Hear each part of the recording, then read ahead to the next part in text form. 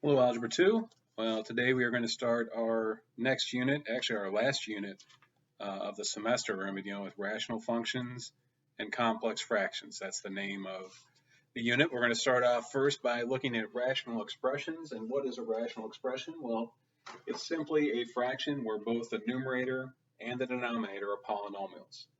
So fraction where the numerator and denominator are polynomials. So remember, polynomials is pretty much an all-encompassing term. That can be monomials, binomials, trinomials. So let's look at an example. If we had just monomials, you could have x over 2. That's a rational expression. Actually, just numbers. You could have 3 over 5 as a rational expression. Anywhere we have just a single monomial term over a monomial term, that would be the example of a rational expression where your numerator and denominators are monomials. How about binomials?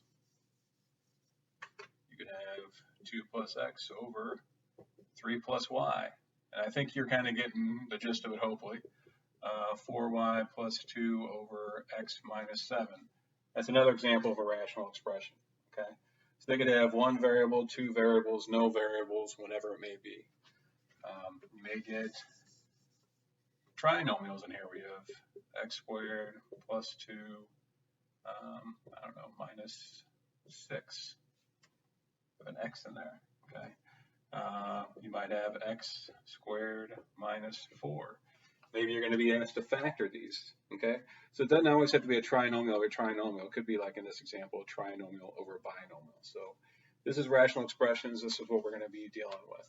But in this first lesson, we're just going to be dealing with something we call excluded values and figuring out the domain of a rational expression.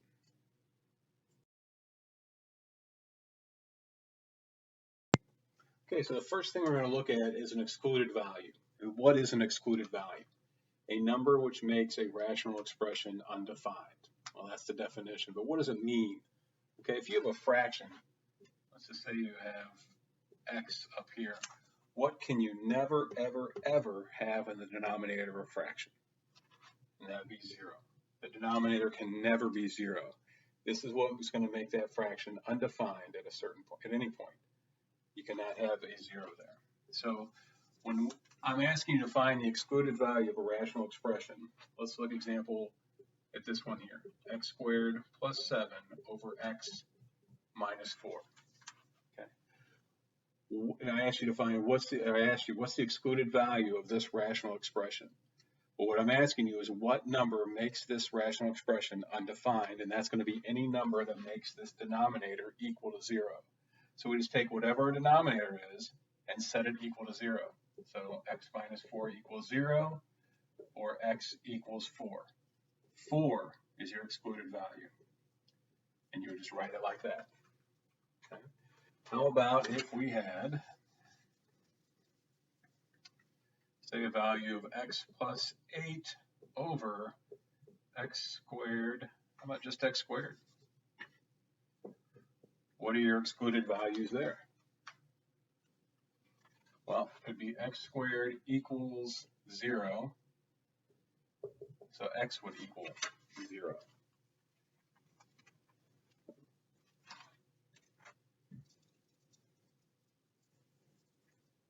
Another example of x plus 3 over x, let's do plus, or how about x squared minus 6x plus 8.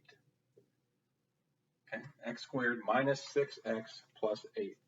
And I ask you, what's the excluded value here? Well, it's going to be whatever makes the denominator 0. So we're going to set our denominator equal to 0, x squared minus 6x plus 8 equals 0. What do we got here? We have a factoring problem, if you guys remember that from a couple units ago. So we're going to, what are the two numbers that we're looking for that when multiplied together equal a positive 8, when added together equal a negative 6? That's going to be x minus 4, x minus 2, right? Negative 4 times negative 2 equals 8. Negative 4 plus a negative 2 equals negative 6. So setting that equal to 0, what two values are we looking for? Well, 4 will make this one 0, 2 will make this one 0. So our excluded values would be 4 and 2. Okay? And that would be your answer to the question, what's the excluded value of that rational expression? So now let's take a look at how to write that in terms of the domain of a rational expression.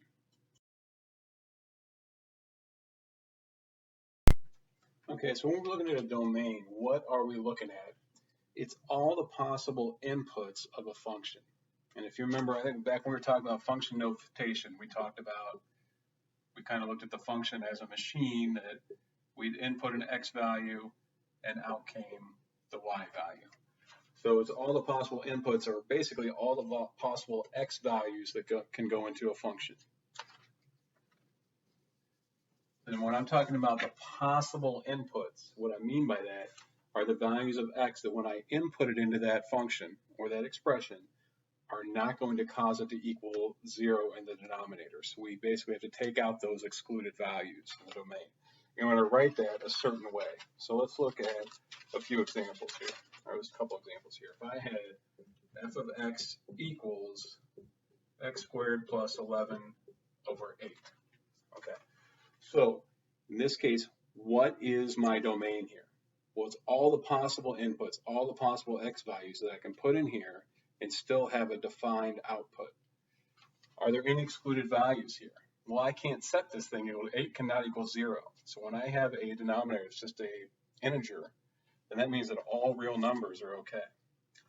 So when I write this domain in the set notation, okay, my domain is going to equal all the x values, and then I write this line here. This line here means such that x is a real number. And we'll close it with a bracket at the end. Okay, so the domain is x, and this little line here means such that. Okay, so the domain is all the values of x such that x is a real number. And that's how you would write the domain for this particular function right here. Let's take a look at another example. If I have f of x equals 5x squared minus 45 all over x plus 4. Okay, so what is my domain here? Okay, my domain here is anything that's not going to set this equal to 0. Okay, it's going to be a possible input, meaning I'm going to have a defined output. But if this, for example, if x equals -4, -4 plus 4 is going to equal 0. So I can basically have all real numbers except when x equals -4. That's my only excluded value. Okay. So if I'm going to write that, I'm going to say my domain equals all the values of x such that, don't forget about that, such that x does not equal -4. So how this reads is the domain is equal to all x's such that x does not equal -4. And that's how we would write the domain of this function right here. I'll give you one last example. Look at this rational expression where we have 5x plus 4 over x squared minus 3x minus 10. Okay, so right off the bat, we don't know what this is, but we can factor this and find out what are the excluded values here. Because basically the domain is all the real numbers minus the excluded values. So let's find the excluded values here. If we factor x squared minus 3x minus 10, that's going to equal 5x plus 4 on top. Factoring this, we're going to end up with x minus 5, x plus 2. Okay. Minus 5, positive 2, you add those together, you get -3. You multiply them together, you get -10. So my excluded values here are going to be whatever makes this denominator 0, and that's going to be x equal to 5 and x equal to -2. So if I were going to rewrite this, and I'm going to erase up here so I can rewrite it in set notation for you, my domain is going to equal all the values of x such that x does not equal 5 or -2. And that is my set notation there for that one. do want to touch on one other point here before I let you go. Let's go back to that last example where I had f of x equals 5x squared minus 45. Okay, let's just ask, can 3, would 3 be an excluded value on this one? Okay.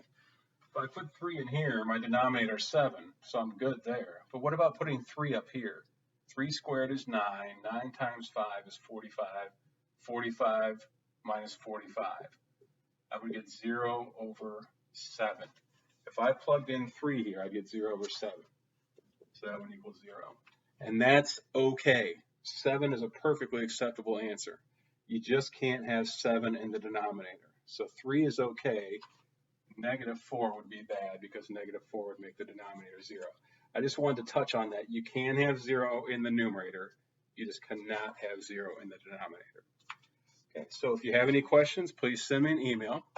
Otherwise, go do your homework.